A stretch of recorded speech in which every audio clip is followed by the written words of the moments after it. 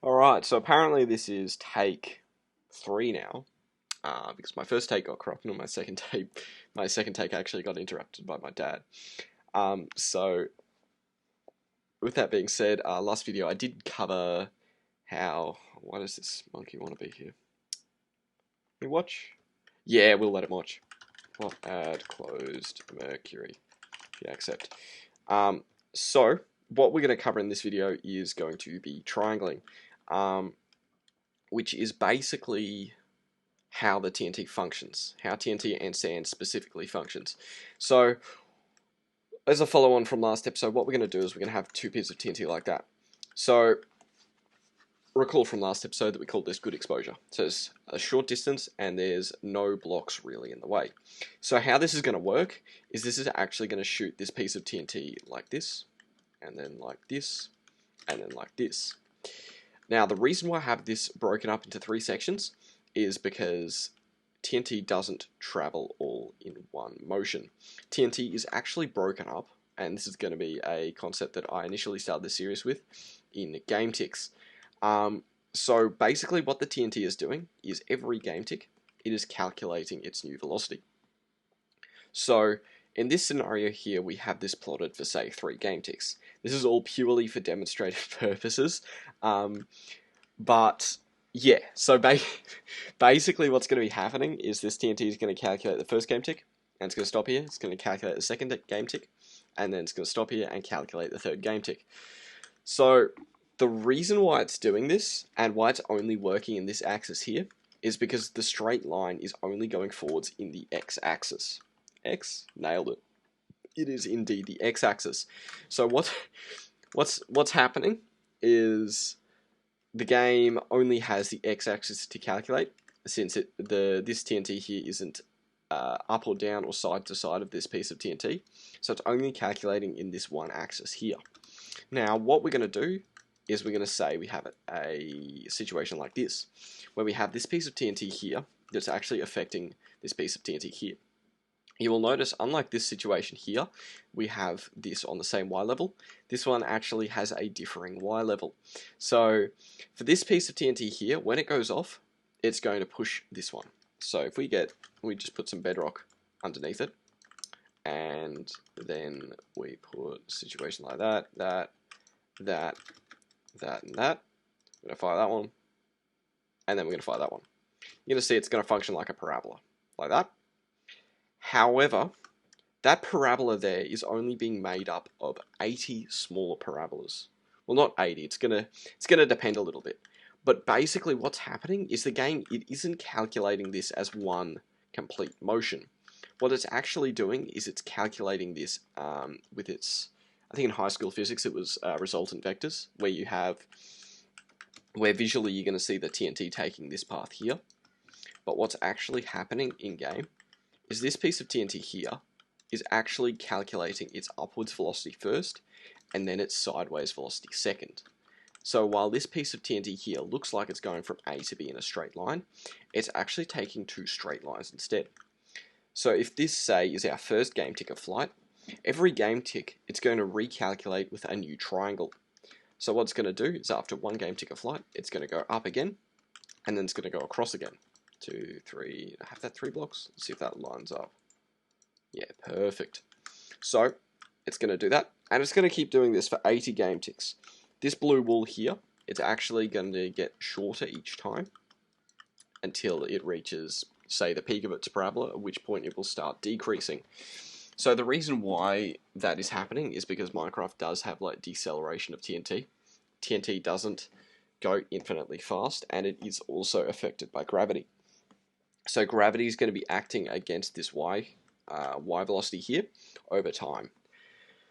Okay, so we've covered now how it's functioning like this. So what we're going to do is we're going to add the third axis in. So if we have a situation like this, you'll notice that it's on a different y-axis. So y-axis, z-axis, x-axis. They're not in a straight line at all. Now this one's a bit weird. So TNT will always calculate the y velocity first. It always goes up first, no matter what. Now your X and Z, the order in which your X and Z velocities are calculated actually depends on the exposure in your barrel. So I did talk about exposure in the last episode. If, say, the X exposure is greater, so what we're going to do, we know we calculate Y first. What we're actually going to have a look at now is this piece of TNT here. So physically what I'm actually going to do is, for demonstrative purposes, we're going to be shooting this TNT into the side of the chest. The chest is slightly smaller than a full block, so it's going to get a different exposure. So the Z and X exposure isn't identical. It's actually slightly better in the, what's this, the Z axis? Yeah, the Z axis. So since the exposure is slightly better in the Z axis, it's actually going to calculate the Z velocity first. 2, 3, 4. And then if we get some green wool, that's how it's going to calculate. And it's going to keep doing this pattern over and over until that piece of TNT there explodes. Or if it's a piece of sand, until that piece of sand re-solidifies into a normal block. TNT and sand are both affected identically like this. So if we go like this, excuse me, and then we keep going. It's going to keep following this pattern, and every game tick, so if we get, say, this point here to this point here, this is one game tick worth of flight. Replace air glass. That's one game tick worth of flight. All of that, that's one game tick. This is your second game tick here.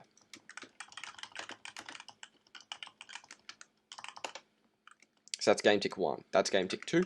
And say this is game tick 3. Blue, blue, stained glass. That's your third game tick of flight there. So you can see every game tick, the TNT doesn't travel from A to B. It actually goes up first, then depending on your exposure, it's going to go left or forwards. In this case, it's actually going left and then forwards.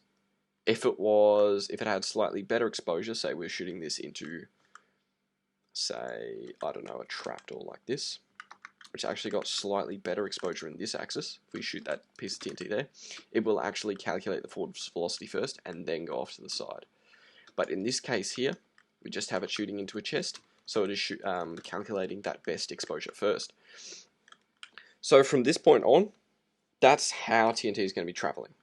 So you got your 2-axis sort of diagram here, your 1-axis diagram here, and then your third, or when you have 3 axes, it's this little diagram here, where X and Z are dependent on your exposure. So now what we're going to do is we're going to move from that to explaining how guiders and barrels work. So what we're going to do here is we're going to say we have, I don't know, like 50 TNT here. Same situation as before, we're shooting it into a chest. So what's going to happen is it's going to calculate Y velocity first. Then since we're shooting it into a chest, this velocity is slightly better than the forwards velocity. So it's going to calculate this triangle second, which I'm going to use red wool for. And then now it's going to calculate this velocity here. After one game tick, it does that. After the second game tick, it does it all over again.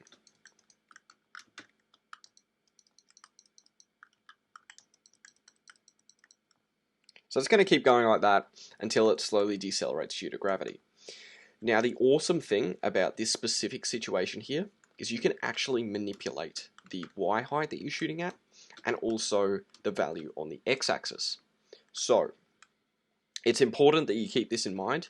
You can't place this block here because the TNT will never impact that block. You need your TNT or whatever you're shooting to impact the block to have an effect on the velocity.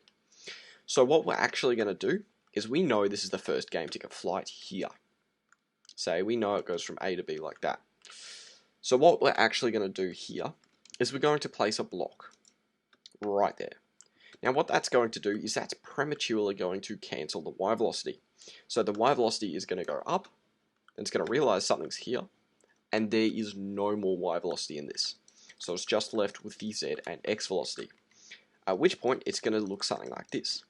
So it completes its first game tick, hitting this block on the Y-axis, going across here, running out of velocity on this axis, going across here. Well, it doesn't really run out of velocity, it runs out of, I don't know, the velocity in the game tick or something, where it just stops calculating that and starts calculating the new thing.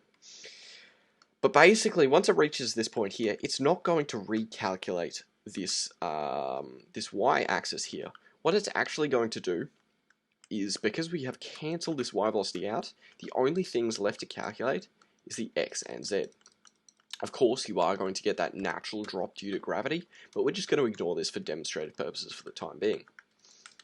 Oopsies. And it's going to, oops, wrong color too. Great. So what it's actually going to do is it's going to come out to here. Notice they're both going to end up in the same spot on the x and z axis. However, you can see that we can actually manipulate this y-axis depending on where we place this block, as long as it is in this first game tick. If you don't cancel out this velocity, it's going to go left, forwards, and then it's going to calculate the y velocity again. And it's going to go left, forwards, and it's going to go off into fucking Narnia pretty much. So what you want to do is, specifically with cannons, with this sort of barrel here, where they actually triangle. Now this doesn't only apply to these chest barrels, there's all sorts of different barrels. Just as long as you're getting exposure in all three axes, your cannons are going to be functioning like this. So what's actually happening here is, once it reaches this block here, oh, I'll just move that down, it now calculates all of this. That's all fine. But an additional level of control you can add to this cannon is you can actually cancel this velocity here as well. And now all you're left with is just going to be this velocity here. Stops here, and then say we're just going to use lime green wool. And now you can actually see, by manipulating the point of these two blocks, where you cancel this velocity, where you stop being affected by this velocity, is actually the point at which you are going to be firing at the wall. Now you might be wondering, like, what cancels the z velocity? Well, that's actually going to be the base. So that's all. Oops. That's always going to be variable. So no matter where you're shooting at the base, that your final guider, your y guider, your x guider, those are both pretty much around your cannon. Your final guider is going to be that base. You just need to make sure you have your y and your x guiders within the first game tick of flight to avoid situations like this. So that pretty much sums it up for this video. This is a very, very important concept to learn, how this all works, knowing how these triangles work, knowing what axes you're going to be firing on, and knowing how to sort of troubleshoot this.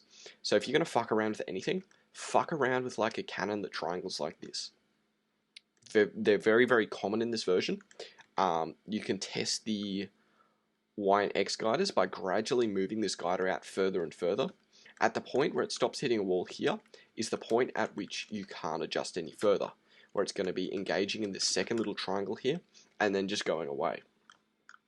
Same goes for the Y. You can raise it, raise it, raise it. The point at which it doesn't hit the wall there is the point at which you've adjusted too far, and then it's been allowed to complete this triangle again.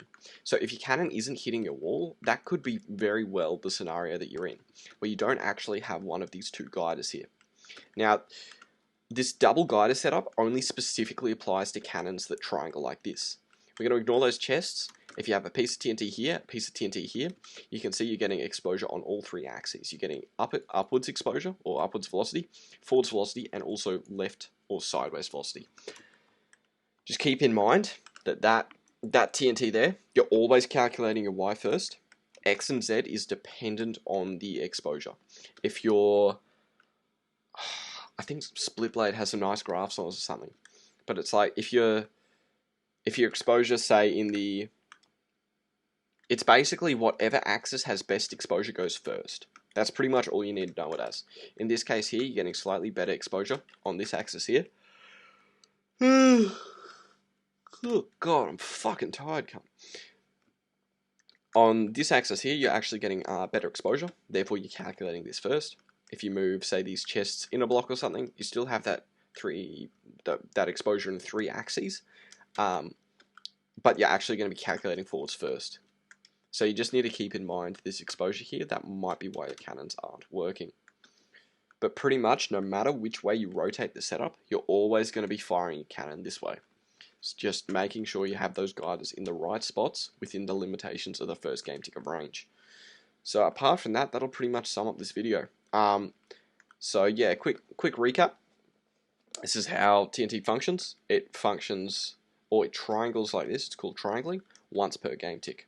You can manipulate that triangling by using certain types of Y and X guiders, and where your Z guider is always variable because it's the wall, and you need to keep in mind which exposure is better in your barrel. If you have a setup like this, where your, X exposure, Z exposure, sorry, is slightly better, then you are going to be triangling that way first, and then forwards. If your forwards exposure is slightly better, you triangle forwards and then sideways.